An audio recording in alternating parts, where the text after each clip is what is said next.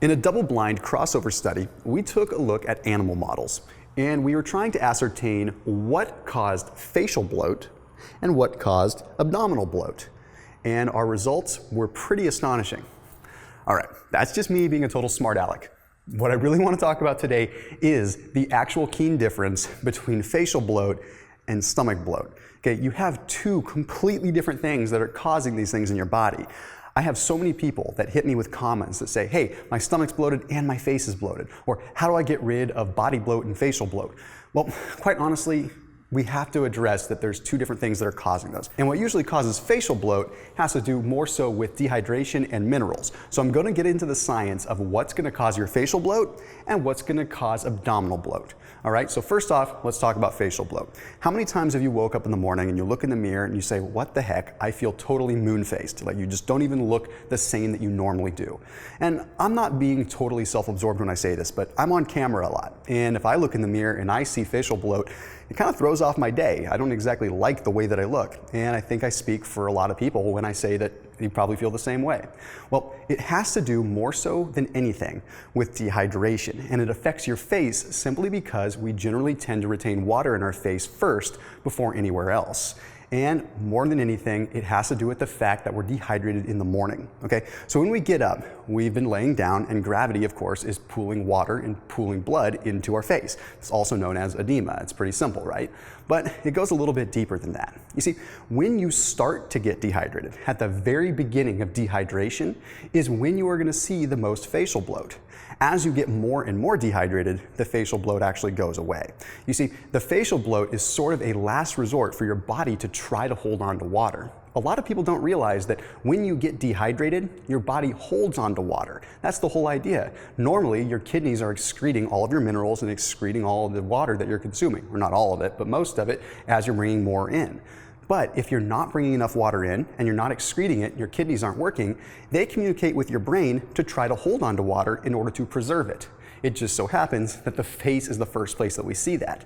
So what I'm trying to say here is that let your face be sort of the litmus test for the fact that you're on your way to getting more dehydrated. Some people just let it go so much further past that, that eventually the facial bloat goes away, but they're actually even more dehydrated. So all that it really means when your face is super bloated is that you're in the early stages of dehydration. But there's another reason that this can happen as well. And it has to do with way too much what I call unopposed sodium. Unopposed sodium is not just having high amounts of salt. I made it pretty clear in a lot of my videos that salt is not the enemy, okay? What is the enemy is pure, absolute, unopposed sodium, which means things like iodized salt that don't have other minerals to balance it out. You see, sodium needs potassium, sodium needs magnesium to balance it out, because sodium is what is known as something that is osmotic, okay? Now this osmotic substance means that it's gonna draw water in. So if you have high amounts of sodium and low amounts of water, like you're already starting to be dehydrated, what little water is left is gonna get drawn into the bloodstream and drawn into your capillaries and a lot of times make you puffy. So how do you counteract this? Well, step one is using a balanced salt, okay? Using something like truffle salt, using something like pink Himalayan salt, or using something like Brazilian sea salt. Although, if you saw the recent article, you're probably finding now that even sea salt is contaminated with a lot of plastics. So truffle salt or Himalayan salt is gonna be the way to go. The other thing that you're gonna wanna do first thing when you start to see a little bit of facial bloat coming on is consume some cream of tartar. Just because it contains a high amount of potassium, super high amount of potassium. It's a byproduct of winemaking, and it's very, very easy to add just to a little bit of water and you barely taste it. You're gonna get about 475 milligrams of potassium in just a teaspoon of that, and that's gonna help balance out that unopposed sodium. But again, once you start consuming the right kind of sodium, you're gonna be just fine. And here's a general rule of thumb that I want you to follow for how much sodium you should have per how much water you should have. I generally recommend consuming about a teaspoon of quality salt for every 3/4 of a gallon to 1 gallon of water that you consume, depending on how active you are. Your body is first going to excrete a lot of the other minerals before it excretes sodium. Your body's gonna hold on to sodium pretty darn rampantly. Okay, so now we've addressed facial bloat. Now don't get me wrong, there's a lot of other things that can attribute to facial bloat, but this is the most common. Now let's talk about stomach bloat, because it's two completely different things. Stomach bloat is usually caused from something digestive or something gastrointestinal related. And most of the time it has to do with the poor breakdown of certain foods, particularly what are known as FODMAP food. And it stands for fermentable oligosaccharides, disaccharides, monosaccharides, and polyols. Basically what that means is different kinds of sugars that don't break down well, and of course sugar alcohols like polyols that don't break down well. What happens is they don't digest in your system, they basically go into your colon and they ferment and they create a bunch of gas like hydrogen and methane that's going to make you feel bloated and make you distended. It may not make you puffy, but it's going to make you feel totally like you're not fitting in your pants and like you're super bloated. Alright, so what causes this specifically, and what should you do and what should you avoid?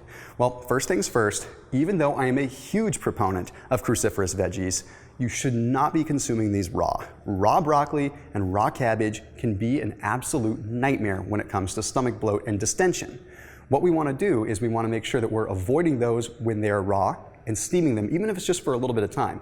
You see, cruciferous veggies, to begin with, are extremely fibrous, but in addition to that, they contain a sugar known as raffinose. Now this raffinose, we actually lack the enzyme to break down. We don't have the ability to break down raffinose. So what it does is it ends up transferring through our small intestine into our colon, and then from there, the bacteria that's in our colon tries to break it down, and it produces a ton of hydrogen. A little bit of methane, but mostly hydrogen. That's why you get super gassy whenever you have a lot of broccoli or cabbage. Cabbage is even higher in raffinose. If you ever notice, cabbage is a little bit sweeter than broccoli, and that's because of the raffinose. So what do you do besides steaming it? Because steaming it, you're still gonna have the raffinose, and you might find you still get bloated. Well, I've got a quick solution for you, and even sort of a recipe that you can use to start fermenting your cruciferous veggies, fermenting your broccoli. Like maybe you've seen kimchi out there before, maybe you've seen sauerkraut. Well, what if I told you you could actually ferment your broccoli in the same way and get a lot more of the phytonutrients from the broccoli than you may not be getting from the cabbage? All you're gonna do is make a brine solution at first, okay? You're just gonna take like a half a gallon of water, maybe even a little bit less, and you're gonna put about 3 to 6 tablespoons of good quality sodium in there. I'm talking about pink Himalayan salt or truffle salt. Then you're additionally gonna add 2 tablespoons of apple cider vinegar. It's gonna enhance the mineral uptake of the broccoli when you do consume it. Then all you wanna do is you wanna weight the broccoli down so it's totally submerged, and you're gonna let it sit for about 24 to 48 hours. And that's really all you need to start the fermentation process. That fermentation process breaks down the raffinose that our body normally can't break down. So then you're still getting all the minerals, all the benefits of the broccoli, of the cruciferous veggies, but without the raffinose and without the fibers that are so hard to break down. So by doing this, you have the perfect combination that's gonna help your facial bloat, and it's gonna help your digestive bloat simply because you're getting the right mineral balance, the right mineral uptake, and you're pre-digesting your veggies. So I hope that this clears some things up, and just so that you guys know, no animals were harmed in this study whatsoever. As always, keep it locked in here on my channel and make sure that you comment and let me know what other videos you want to see in the future so that we can make sure we're bringing them to you. I'll see you soon.